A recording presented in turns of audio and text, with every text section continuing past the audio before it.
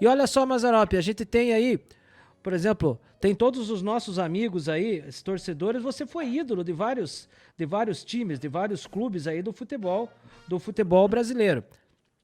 Você, esse teu recorde aí, esse teu grande recorde que você tem, foi justamente lá no alto da colina, né? No alto da colina que você fez todo esse recorde.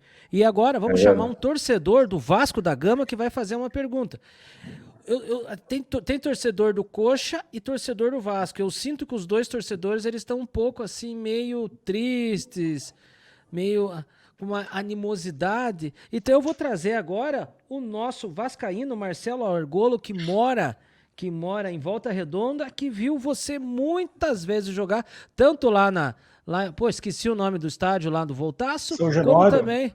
Não, do Voltaço, lá em Volta Redonda, fugiu o nome do estádio, e também lá em São Januário, no Vasco, lá no Maracanã, o Marcelo Argolo, que é lá de Volta Redonda. Então vamos ver aí o que o nosso querido vascaíno tem pra dizer.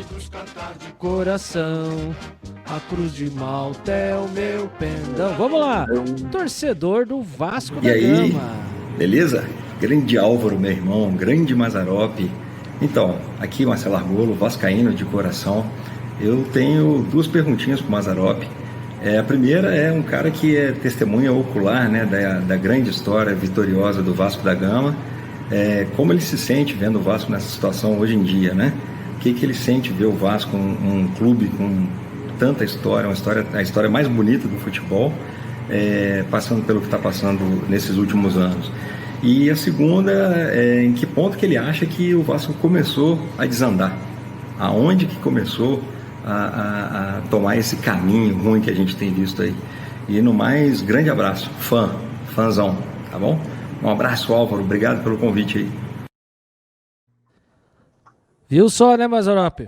O Marcelo tá um pouco triste, ele quer saber quando que o Vasco entrou nessa trajetória. Cara, a tristeza é grande, né, cara? Porque eu sou muito grato ao Vasco da Gama. Eu tenho um carinho grande pelo Vasco da Gama, porque foi quem me projetou. Ali foram 15 anos, né, da minha vida. Foram 5 anos na categoria de base e 10 anos na equipe profissional. Claro que desses 10 anos eu fui emprestado ao Curitiba 1 ano, 7 meses ao Grêmio e 1 ano ao Náutico. Mas é uma vida, né, cara? E eu fico triste de ver o Vasco, porque o Vasco é muito grande, a grandeza do Vasco é muita, e ver a situação que o clube está. E eu confesso para você que isso é uma questão administrativa. Isso vem... Quando o Eurico assumiu o Vasco, ele centralizou tudo nele, né? E hoje, tanto que o Roberto presidiu o Vasco e teve dificuldade para poder conduzir o Vasco da Gama, o presidente atual também está tendo dificuldade. Eu acho que o Vasco precisa encontrar o seu caminho de novo, né?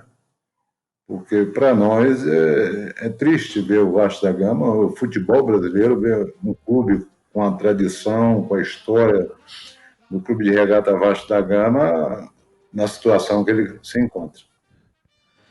É uma pena mesmo, né? E já vai, vamos dizer assim, se tudo indica, né? Tudo caminhar vai cair mais uma vez, né? Já é uma sequência muito grande. E o Vasco tem um detalhe, sabe, assim, ano de eleição no Vasco é sempre complicado. Queira ou não, sempre reflete dentro do campo. O Vasco, no início do Campeonato Brasileiro, andou liderando o campeonato.